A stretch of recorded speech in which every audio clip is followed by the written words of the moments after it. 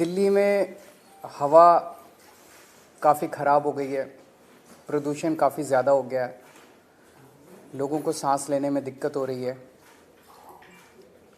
इसके कई सारे पहलू हैं। मैं सबसे पहले आप लोगों के साथ शेयर करना चाहता हूं कि ये समस्या केवल दिल्ली की नहीं है, ये पूरे नॉर्दर्न इंडिया की समस्या है।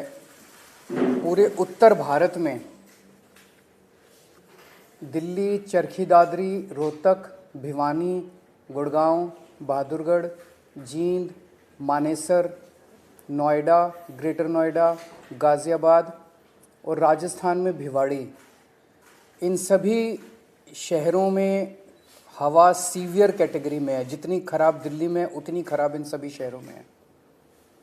इसके अलावा धारूहेड़ा, कैथल, बल्लभगढ़, पानीपत, फरीदाबाद, सोनीपत, नारनौल, कुरुक्षेत्र, बागपत, मेरठ, कानपुर और बिहार में मोतिहारी, बेतिया, कटिहार, इनमें वेरी पुअर कैटेगरी में है।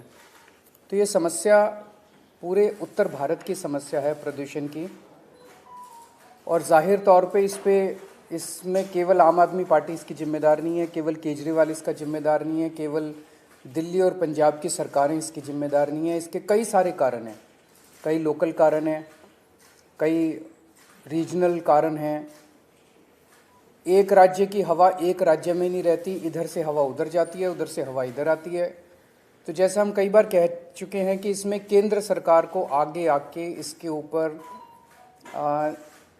इसके ऊपर स्पेसिफिक कदम उठाने पड़ेंगे ताकि पूरे उत्तर भारत को प्रदूषण से बचाया जा सके। ये पूरे उत्तर भारत की समस्या है, पहली चीज़। दूसरी चीज़, पंजाब में और दिल्ली में हमारी सरकार है। ये वक्त फिंगर पॉइंटिंग का नहीं है, ब्लेम गेम का नहीं है, एक दूसरे को गाली देने का नहीं है, इतने सेंसिटिव मुद्दे पे राजनीति करने का नहीं है। उससे समाधान नहीं निकलता। हम करते रहे राजनीति, वो कहते रहे केजरीवाल जिम्मेदार है, हम कहते रहे वो जिम्मेदार है, इससे कोई समाधान तो नहीं निकलता। जनता को इससे फ़ायदा तो नहीं होता। जनता को तो समाधान चाहिए। पंजाब में पराली जल रही है, हम मानते हैं पंजाब में पराली जल रही है, इसके लिए किसान जिम्मेदार नहीं है, किसानों को समाधान चाहिए। किसानों को जिस दिन समाधान मिल जाएगा वो पराली जलाना बंद कर देंगे, क्योंकि दिल्ली तक जब पराली का धुआं पहुंचता है उसके पहले तो उस किसान के खुद के घर में वो धुआं जाता है, उसके बच्चों के धुआं जाता है। तो उसके लिए किसान जिम्मेदार नहीं है। पंजाब में हमारी सरकार है। अगर पंजाब में पराली जल रही है उसके लिए हमारी सरकार, हम जिम्मेदार हैं। हम इसकी जिम्मेदारी लेते हैं कि पंजाब में अगर पराली जल रही है, अभी हमारी सरकार को बने हुए 6 महीने हुए हैं। 6 महीने बहुत छोटा पीरियड होता है। बहुत सारी समस्याएं थी पंजाब की, बहुत सारे माफिया काम कर रहे थे पंजाब में, उन कई सारे माफियाओं को कंट्रोल किया है। इसके ऊपर भी मान साहब की सरकार ने कई कदम उठाए हैं, वो अभी आपके साथ शेयर करेंगे। पराली के ऊपर पहला साल था, कुछ महीने का चंद टाइम मिला, कुछ कदमों में कुछ सफलता मिली, काफ़ी सफलता नहीं मिली। और मुझे उम्मीद है कि अगली साल तक, जब अब लगे हुए हैं इस पे, अगली साल तक पराली के जलने का इंसिडेंस काफ़ी कम होगा। कई सारे कदम उठाए जाएंगे, स्पेसिफिक कठोर कदम उठाए जाएंगे, किसानों के साथ मिलकर कदम उठाए जाएंगे। लेकिन हम इसमें ब्लेम गेम नहीं करना चाहते। पंजाब के अंदर अगर पराली जल रही है उसके लिए हम जिम्मेदार हैं, हमारी सरकार जिम्मेदार है। इसमें मान साहब की सरकार ने कई सारे कदम उठाए हैं, वो आपके साथ शेयर करना चाहेंगे। जैसा कि अरविंद केजरीवाल जी ने बोला, ये नॉर्थ इंडिया की प्रॉब्लम है। किसान खुद भी पराली नहीं जलानी चाहता, लेकिन क्योंकि अगली फसल और धान और गेहूं की फसल में सिर्फ और सिर्फ 10-12 दिन का गैप है, तो वो 10-12 दिन में अपने खेत से पराली को कहीं इधर उधर भी नहीं कर सकता, तो उसके पास माचिस की तीली है बस।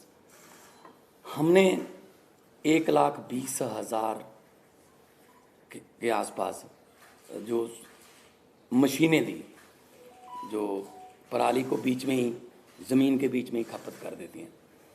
पीएयू ने एक ऐप बनाई, जैसे आप ऊबर ओला की कैब ऐप देखते हो कि आप उस पर अगर टच करते हो तो आपको आपके रीजन में 2-3 किलोमीटर की रेंज में जितने भी मशीनें अवेलेबल हैं, ट्रैक्टर अवेलेबल हैं, आप वहाँ जाके कॉन्टैक्ट नंबर सहित उसमें आ जाते हैं। हमने गुरुद्वारा साहब जो गांव में हैं वहाँ पे बार बार हमने वहाँ गुरुद्वारा साहब में अनाउंसमेंट्स करवाई कि पवन गुरु पानी पिता माता तरत महत।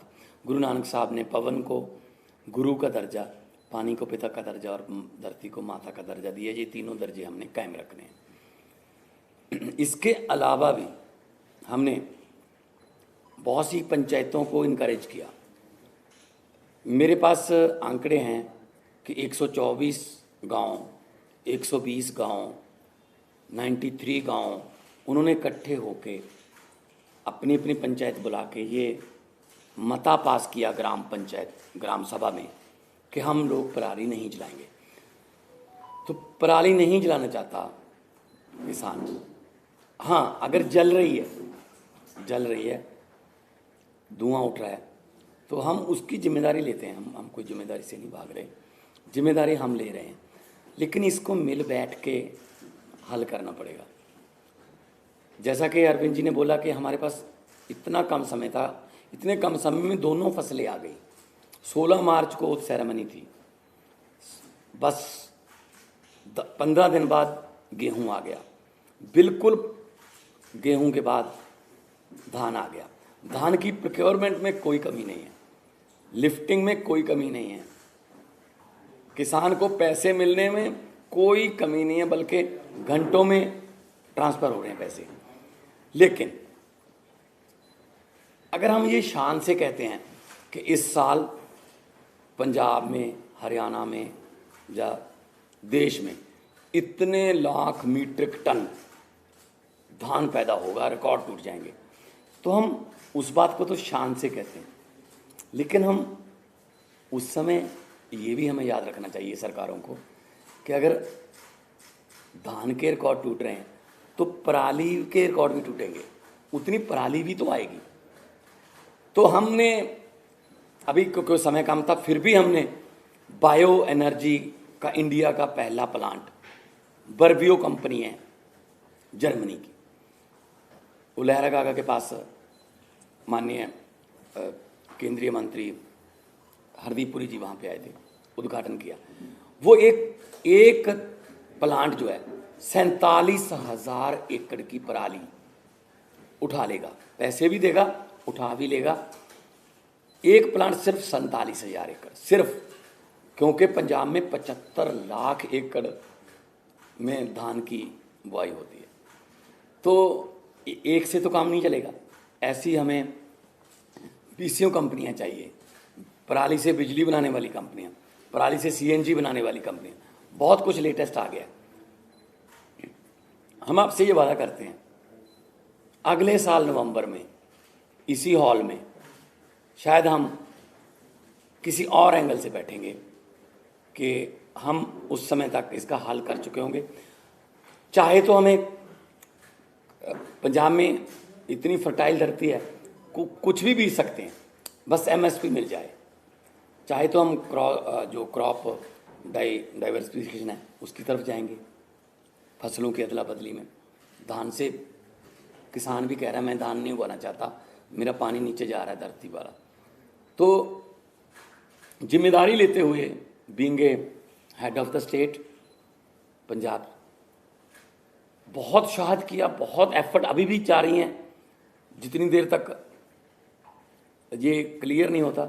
लेकिन उसके लिए कोई एक जिम्मेदार आदमी नहीं है, उसमें ये नॉर्थ इंडिया की प्रॉब्लम है।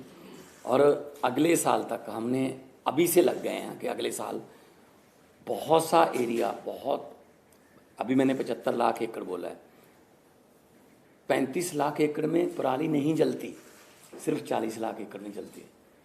40 लाख एकड़ को भी हम कोशिश करेंगे कि कहीं और किसी और फसल का बदलाव हो जाए, किसान को उतना ही पैसे जितना धान बीज कर 1 एकड़ से उसकी कमाई होती है किसी और फसल से हो जाए, चाहे तो वो सरसों हो, चाहे बाजरा हो, सूरजमुखी हो, पॉपुलर हो, सब्जियां हों, लेकिन मार्केटिंग चाहिए। तो इसके लिए हमने अभी से काम शुरू कर दिया।